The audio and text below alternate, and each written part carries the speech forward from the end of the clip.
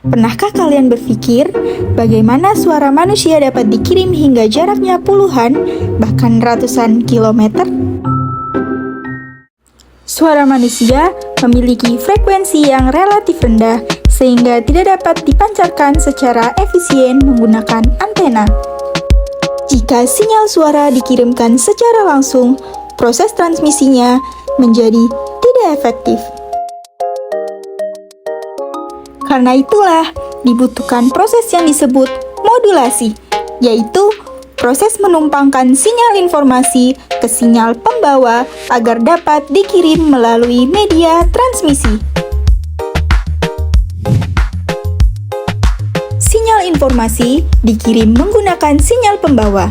Keduanya dikalikan dan menghasilkan sinyal baru yang disebut DSB-SC. Untuk sinyal single tone, message signal dapat dituliskan sebagai fungsi kosinus sederhana. Pada DSB-SC, sinyal hasil adalah perkalian antara message signal dan carrier. Dengan substitusi masing-masing fungsi, diperoleh bentuk perkalian dua fungsi kosinus.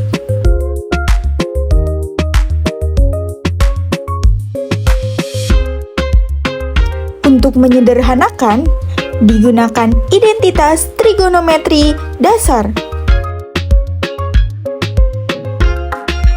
Hasil akhirnya menunjukkan dua komponen frekuensi, yaitu upper sideband dan lower sideband.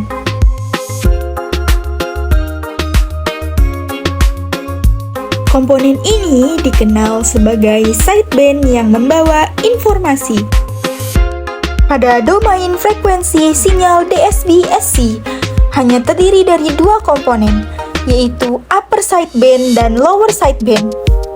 Sedangkan carrier tidak lagi ditransmisikan. Setelah sinyal DSB-SC ditransmisikan, tahap berikutnya adalah proses penerimaan atau receiver. Pada tahap ini, sinyal yang diterima tidak langsung digunakan, tetapi diproses kembali menggunakan teknik yang disebut synchronous detection. Pada metode ini, sinyal DSB-SC dikalikan kembali dengan sinyal carrier lokal yang dibangkitkan di sisi penerima. Proses ini penting karena tanpa carrier lokal, sinyal tidak dapat direkonstruksi dengan benar. Ketika sinyal DSB-SC dikalikan dengan carrier lokal, maka terjadi proses mixing. Hasil dari proses ini tidak hanya menghasilkan satu komponen, tetapi dua jenis komponen frekuensi. Komponen pertama adalah sinyal dengan frekuensi rendah yang membawa informasi asli, sedangkan komponen kedua adalah sinyal dengan frekuensi yang lebih tinggi, yaitu sekitar 2 kali frekuensi carrier. Secara matematis, proses ini dapat dianalisis menggunakan identitas trigonometri. Salah satu bentuk yang digunakan adalah identitas kosinus kuadrat yang mengubah bentuk sinyal menjadi dua komponen berbeda, yaitu komponen DC dan komponen osilasi dengan frekuensi tinggi. Dari sini terlihat bahwa hasil perkalian tidak langsung menghasilkan sinyal asli, tetapi masih mengandung komponen tambahan. Pada tahap ini, sinyal yang dihasilkan masih disebut sebagai intermediate signal. Sinyal ini terdiri dari 3 bagian utama, yaitu komponen baseband, komponen DC, dan komponen frekuensi tinggi. Namun, yang kita inginkan sebenarnya hanya komponen baseband, karena itulah yang mempresentasikan informasi asli. Untuk mengambil kembali sinyal informasi, digunakan low pass filter atau disebut juga LPF. Fungsi dari filter ini adalah untuk menghilangkan komponen frekuensi tinggi dan mempertahankan komponen frekuensi rendah saja. Dengan demikian, hanya sinyal yang membawa informasi asli yang akan diteruskan ke output akhir. Setelah melalui proses filtering, maka diperoleh sinyal keluaran yang kembali berbentuk sinyal informasi awal.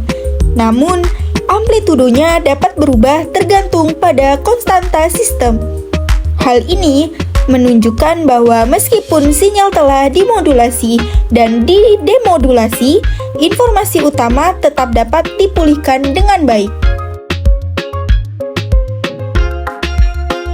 Jika kita melihat dalam domain frekuensi, sinyal message yang awalnya hanya memiliki satu frekuensi akan direpresentasikan sebagai dua impuls simetris pada frekuensi positif dan negatif. Representasi ini penting karena menunjukkan bahwa sinyal kosinus memiliki komponen spektrum di dua sisi. Setelah proses modulasi, spektrum sinyal mengalami pergeseran ke sekitar frekuensi carrier. Hasilnya adalah terbentuk dua sideband, yaitu upper sideband dan lower sideband. Kedua sideband ini berada di sekitar frekuensi carrier, namun carrier itu sendiri tidak ditransmisikan. Sideband inilah yang membawa seluruh informasi pada sistem DSB-SC. Upper sideband berada di atas frekuensi carrier, sedangkan lower sideband berada di bawahnya. Karena tidak adanya carrier yang ditransmisikan, sistem ini disebut suppressed carrier system. Pada tahap terakhir di sisi penerima, sinyal yang telah melalui proses demodulasi masih belum sepenuhnya berbentuk sinyal informasi asli. Hal ini disebabkan karena hasil perkalian pada proses synchronous detection menghasilkan dua jenis komponen, yaitu komponen frekuensi rendah yang merupakan sinyal informasi, dan juga komponen frekuensi tinggi yang merupakan hasil dari interaksi dengan carrier lokal. Komponen frekuensi tinggi ini sebenarnya tidak memiliki kontribusi terhadap informasi yang ingin kita ambil. Oleh karena itu, diperlukan sebuah proses penyaringan atau filtering untuk memisahkan kedua komponen tersebut. Dalam sistem ini, digunakan low pass filter yang memiliki fungsi untuk melewatkan sinyal dengan frekuensi rendah dan menahan atau menghilangkan sinyal dengan frekuensi tinggi. Setelah proses ini dilakukan, maka seluruh komponen yang berada pada frekuensi tinggi akan tereliminasi secara otomatis. Dengan demikian, sinyal yang tersisa hanya komponen baseband, yaitu komponen yang mempresentasikan informasi asli dari sinyal message. Inilah alasan mengapa proses filtering sangat penting dalam sistem demodulasi DSB-SC. Karena tanpa tahap ini, sinyal informasi tidak dapat direkonstruksi dengan baik. Jika kita merangkum seluruh proses yang telah terjadi dalam sistem DSB-SC, maka terdapat beberapa tahapan utama yang saling berhubungan satu sama lain dan membentuk sebuah sistem komunikasi yang lengkap. Tahap pertama adalah proses modulasi, yaitu ketika sinyal informasi dikalikan dengan sinyal carrier. Proses ini menghasilkan sinyal baru yang memiliki dua sideband di sekitar frekuensi carrier. Tahap kedua adalah proses transmisi, di mana sinyal yang dikirim hanya terdiri dari sideband saja, tanpa menyertakan carrier. Hal ini membuat sistem menjadi lebih efisien dalam penggunaan daya dan bandwidth. Selanjutnya, pada sisi penerima, dilakukan proses demodulasi menggunakan carrier lokal melalui teknik synchronous detection. Proses ini bertujuan untuk mengembalikan sinyal ke bentuk awalnya melalui proses perkalian kembali.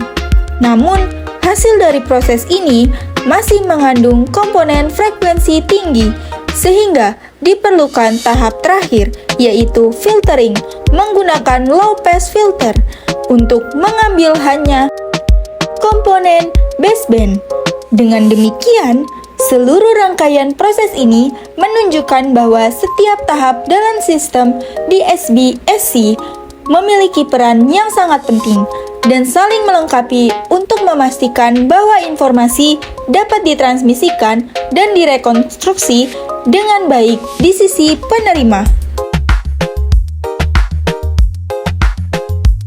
Sebagai kesimpulan akhir, dapat dikatakan bahwa DSB-SC atau Double Sideband Surprise Carrier merupakan salah satu teknik modulasi amplitudo yang memiliki efisiensi lebih tinggi dibandingkan dengan modulasi amplitudo konvensional. Hal ini disebabkan karena pada sistem DSB-SC, sinyal carrier tidak ikut ditransmisikan, sehingga energi transmisi tidak terbuang untuk membawa komponen yang tidak mengandung informasi. Informasi dalam sistem ini hanya dibawa oleh sideband, yaitu upper sideband dan lower sideband yang berada di sekitar frekuensi carrier. Dengan demikian, seluruh informasi tetap dapat ditransmisikan secara utuh meskipun carrier dihilangkan. Oleh karena itu, DSB-SC menjadi salah satu konsep penting dalam komunikasi analog karena mampu meningkatkan efisiensi bandwidth sekaligus menjaga kualitas informasi yang dikirimkan.